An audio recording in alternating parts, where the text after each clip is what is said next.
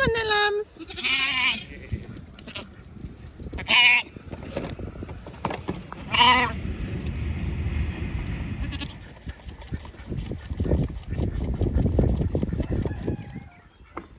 No, this is not footage from the archives of winter. This is the very end of May, or pretty much the end of May. It's June later on this week and it is blooming freezing and raining again.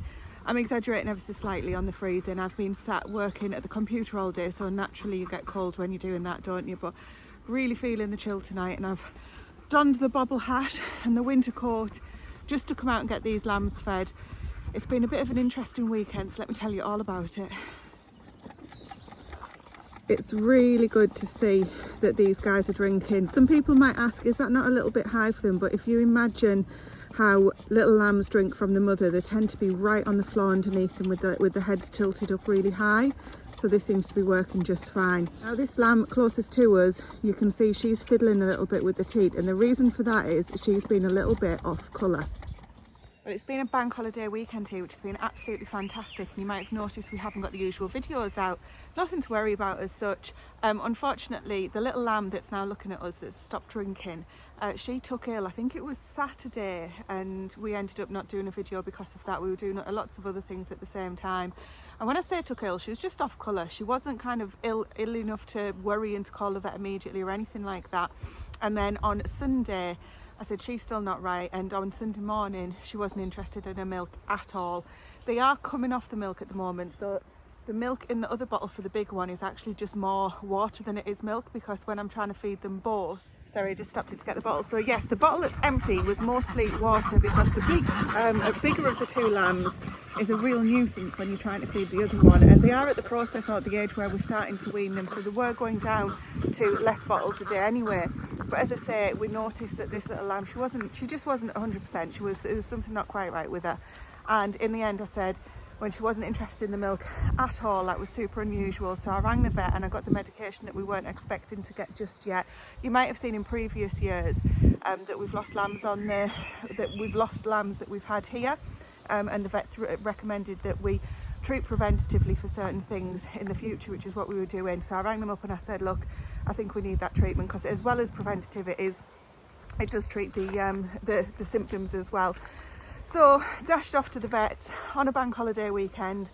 They just left the medication in, they've got like a little safe on site, it's on their premises, and they just leave it in there for you to pick up, and they just send you an invoice later on. Picked that up, so hopefully it won't be too expensive, because we didn't actually have to see the vet or anything like that. Came back and we've treated her.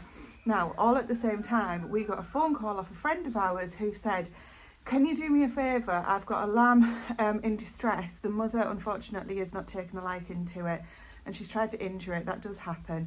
Can I drop it off? Please, can you look after it? We had no intention of taking any more lambs in, but how could you say no to that? So, bearing in mind that we've already got one that might not be doing too well, come on, let's have him. It was a little boy, and I say was because unfortunately we took him in on, I'm going to say, was it the Sunday? Yes, it was the Sunday. And then unfortunately on the Monday he passed away. So we had him for less than 24 hours. He couldn't survive the injuries that were internal, obviously we couldn't see, that had happened. So a really sad start, or a sad weekend in all, to be quite honest. However, the point of me showing you these lambs having that milk now is that she is still doing okay. She's still having a bit of milk, she's eating, she's drinking still in terms of the water that's out there.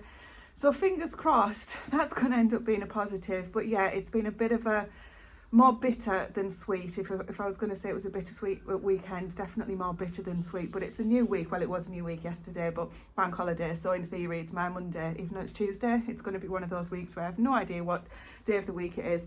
Have been working today though, and a 4-day week it is before the next weekend, but there is so much to get done before we even think about getting to the next weekend. I just wanted to show you, look how we're doing. We didn't have Friday night in the greenhouse, you know, get these things started and then don't turn up, Tracy. Look how these chilies are doing, absolutely fantastic. Could I get some advice on, hang on, let me get my balance. This pepper here, something has burrowed into it. If I let that grow, I can guarantee you, if it grows, it'll grow and it'll be mushy inside. So is there something, there's nothing that I can see that's obvious. I'm wondering, is it ants? Because there's ants all over this year. I mean, we always have ants, but goodness me, they are absolutely everywhere this year.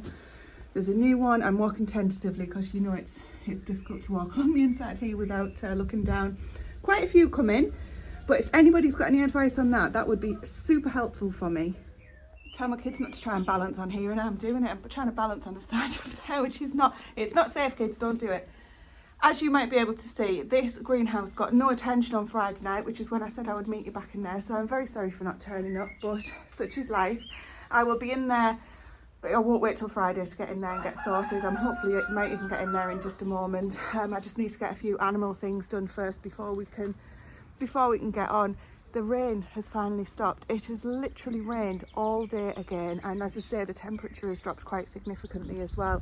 There's quite a few things that I want to show you in the garden that's changed. I'm just looking, it's changed since yesterday. Just here, I mean, where's that cane come from? But look, the radish, spring onions, that's not a cucumber, I've done this before honestly, that's a tomato, cucumber, spinach, bit of basil and wild rocket. Let's see which one turns up. The rain does help, things are coming along quite nicely in that respect, but it doesn't help make me want to get outside. I'm going to do a garden tour as well. We'll do that for early June.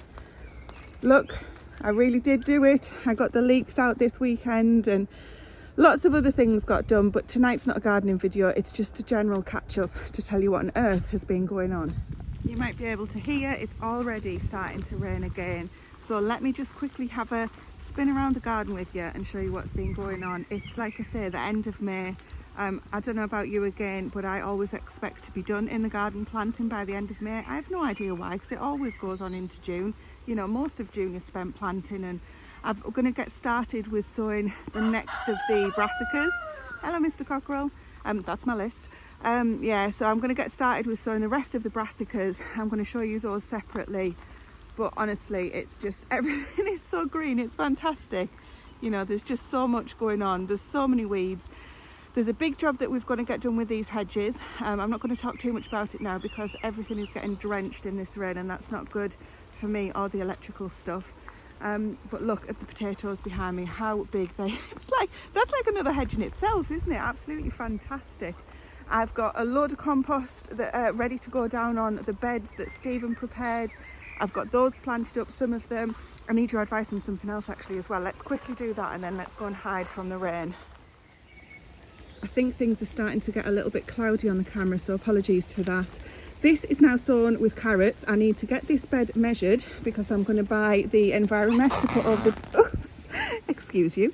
I'm going to buy the Enviromesh to put over all around this to prevent the carrot fly. That's going to be our main winter crop of carrots. But this bed here I'd identified for sweet corn, and this has got the goat bedding in the bottom of it, which we talked about before. And if you remember rightly, I said that the goat bedding is cold manure. So it won't burn the roots of anything. I'm not worried about that. But Stephen was saying, even if I put, you know, 3 or 4 bags of compost in there, once the sweet corn starts to get going, look what I've just seen. Bloody things. Look. Oh. Anyway, so the question is, if you're still with me, when the sweet corn gets going and its roots go down, obviously sweet corn's a really big, heavy crop. Will it need something more stable than this straw to get its roots in? Will it fall over if we plant it in this and the straw's not sturdy enough? I will definitely double up and put more compost on the top, so to the top of the bed with compost. But yeah, Stephen was thinking it might not be secure enough to hold sweet corn, so please do let me know your thoughts on that. I was writing one of my lists. I don't know about you, but I'm a list person. I love my lists. I never get to the end of them. I don't always get everything done on them by any means. Stephen laughs at me and says, so you can make a fantastic list, but when are you actually going to make a start at doing it? Anyway, I was making a list of something and another list dropped out of my diary that we'd made a few weeks ago, and on that it was one of the lists of things that we like to, on a Friday, sit down and plan what we're going to get done for the weekend. So it was a weekend to-do list. The first thing that was on it was turn the Arga off. This was at the beginning of May, I think this one was. By gum, am I glad that we didn't turn the Arga off. It's still running cool, so if you've been around, you'll know that I've been complaining about that on and off. We should turn it off, get it all cleaned out, serviced, and figure out why it's running cool. Switch it back on again, but I know as soon as she goes off, I'm not going to win the fight of switching her back on again until at least probably October at the earliest. so I'm clinging on to not switching her off. She is still running really cool, but by gum am I pleased for the little bit of heat that she's given off at the moment, because like I say, the house is actually warmer outside than it is in the house. Our house being an old farmhouse takes a lot to heat up, and then when it does heat up, it stays nice and warm, but as soon as the temperature drops outside, it drops quite quickly with it as well. So yeah, I'm really pleased that we didn't get, I was giggling to myself, I thought I'm going to tell everyone that later, but I'm really pleased that we didn't get to switch the Arga off. But I know when Stephen watches this, because he watches back what I've been doing, then he'll put the idea back in his head again, but not just yet, please, Stephen. You'll be able to hear the tractors going past. I'm going to make a run for it. So tonight I wanted to get some rhubarb and get some things done there as well. I've got some stewed rhubarb. I tried pressure canning it and it worked out really well on the lower setting. So I've got the Instant Pot Pro Plus for those that are interested in that, which does 4 500ml jars at a time. I tried some of the smaller jars, which I think they're about 300ml. I think I fit 5 in. You can do it on the lower setting, which is 5 pounds of pressure. Say that again with your teeth in. And it works really well. And I think I pressure canned it for 8 minutes at 5 pounds of pressure, worked out perfectly. I'll try and get some footage of the jars so you can see what they look like. You've seen stewed rhubarb in a jar before, but really pleased with that. So that's something that I can stay on top of and just get going with that now. So as well as the rhubarb, all of these are still waiting to go in. We've had some better germination this time. Clearly these 6 here, which are the Marina de Chogia, however you say that, those seeds were dud, but they're coming on really well. So yes, hoping to get the rhubarb harvested, some more of it tonight at least, and then I can just hide under cover to get it preserved. I've got a meal planned tonight of chicken soup. I think that's very fitting, but for now I'm going to get watered behind me. I'll spare you watching me water. Go in and get the chicken soup made, and hopefully by the time that we're at least ready to eat that, or once we've eaten it, I'll be able to get back out and get some rhubarb. And then at least start, we want some for the breakfast this week. So as well as stewing it, which is obviously for the winter pantry, as well as pressure canning it, is what I'm trying to say. That's for the winter pantry. We're obviously wanting to eat it fresh as well. So I'm stewing it, and then I've been putting it into some ice cube trays. I can show you that actually anyway, so I'll show you that shortly.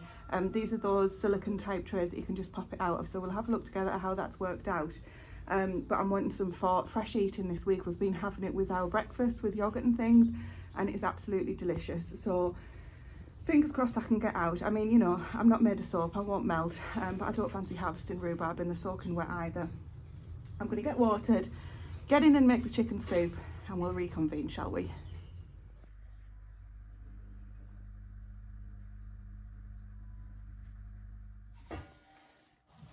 Normally it's not just me in the house, but it is at the moment. So I'm going to take advantage. I'm doing this chicken noodle soup tonight. I've got leftover chicken from a roast from yesterday. So I did a roast chicken dinner. I'm just going to use these tomatoes in olive oil. And I think they're about £4 for a jar. It's quite a big jar. This is what I use for the bread that you've seen me make. But if you think how much olive oil is, it's actually not that expensive when you think that you get the sun-dried tomatoes and the oil. So I make sure that I use the oil. I'm using that to flavour the meal tonight. I'm going to get the onions. I've diced the onions already. Okay, so sorry, trying to multitask. I'll be with you in a second. I've diced the onions already, and I think that the flavour from the oil and the sun-dried tomatoes with those onions will be absolutely lovely. Now the other cheeky little thing that I seem to have acquired is some, how do you say it? Chorizo. Anyway, I've got some of that, which I don't normally have. I'm putting all of these in at once, by the way, just getting them all put in. And I've chopped up half a, whatever you call it, sausage of chorizo, and that's going to go in there as well. So that might give the soup a bit of a funny colour, but I'm sure it'll all work out fine in the end. I'll put that in once these onions and carrots have sweat down a bit. The other thing I wanted to show you, I've just put it on Instagram. I've started writing out, can you see, little recipe cards. So Stephen made a box, let me just grab it. He made this box quite a while ago, and it is literally for recipes, so you can open it up and then put your recipe cards in there. And he worked it out so that it was the height of half of an A4 sheet of card, so I've got some posh card to write my recipes out on. And then to go on the front of the box, My uncle got these in like a second-hand, I think somebody was selling them across the road or giving them away or something from him, and he said, oh, my niece would love these. They're the, I believe that they're the brasses off the horses from back in the day. So that's going to go on the front of the box to kind of to decorate it, and I think that that's absolutely lovely. When the kids are older, my thought is that they will, you know, this is your, I was just laughing on Instagram because we were just saying it's the when I'm dead recipe box so that they can make all of the things that I make for them. That they claim that they don't like at the moment, but I'm sure in years to come they might change their minds. So I'm going to grab the garlic cloves now. This is still our garlic from last year's harvest. I can't believe how amazing it is. Part of me is thinking I wish that I'd planted these, because these are the ones that are doing like so well and not even shooting or anything. But this, we'll see. I mean, there's absolutely tons left. I'm thinking what I might do with it is peel it all and roast it in some olive oil. And then, oh, I tell a lie, this one has started shooting, so it might be a little bit bitter, but we'll go for it anyway. I'll just take the middle bit out.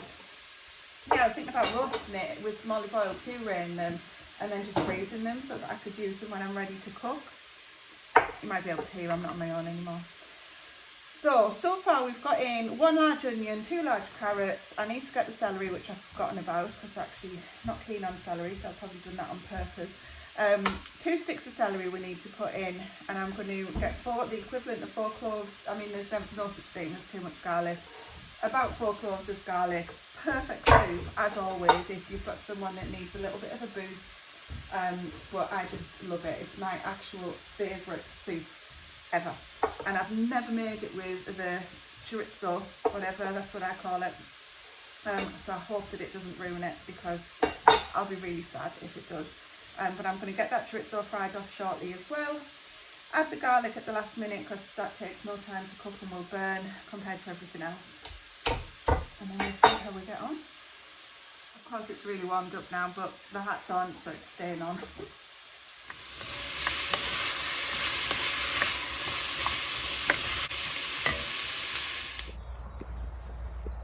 Well, it stopped raining for a brief moment. That tea is just quite happily cooking down a little bit. I've added the broth, and I'm going to grab some herbs because I didn't have them in the house. Using just fresh herbs at the moment, obviously. And then that'll be ready when everybody's ready to eat. There's the happy lamb at the front, and she's moving around, so fingers crossed for the one at the back. You can see the one at the back was more of the runt of the litter, typically for us. I mean, you know, this is not how you should do it from a small holding point of view. You want the biggest, healthiest lamb you can get. But then, you know, we don't always have a choice when you've got teenage girls that decide for you. But yeah, the one nearest the camera is really doing really well from a smallholder's perspective. The one at the back, well, you know, we can't be perfect in everything, can we? So nice that the rain stopped finally. It's not cold now. As I say, it was cold earlier, maybe it was just me. I'm going to grab some parsley. I've got 1 patch still left over that is starting to go to seed, not the big one that you saw, obviously we ripped that out. And I need some bay leaves and thyme. That was the other one.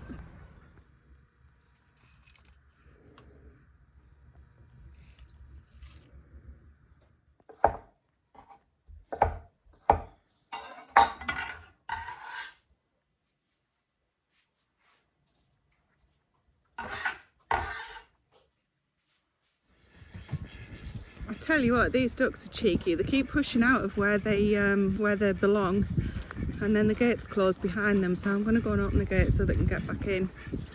Otherwise they'll be out here all night, and that's no good because that's fox food.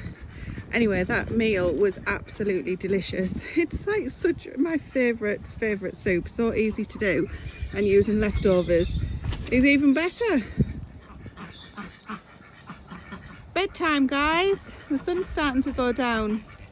Oh, other ideas. The hat's gone. The soup has dramatically warmed me up, shall we say, and I'm about ready to be finished for the night. So I think what I'm going to do is harvest the rhubarb, and then tomorrow night, if you want to come back, we can do something with it together. I've got a couple of other recipes. I did say that I was going to start a bit of a rhubarb series, so I don't really want to integrate it too much into like the vloggy type chatty videos. I think I'll just do a separate video on it, so if you're interested then pop back for the next video where we're going to be doing all kinds of things. I'm not too sure what yet, but with the rhubarb I do need to get some harvested because it's encroaching on the currants. It does that every single year. And then yeah, if you're interested, I'll see you back tomorrow or whenever I manage to get the video out.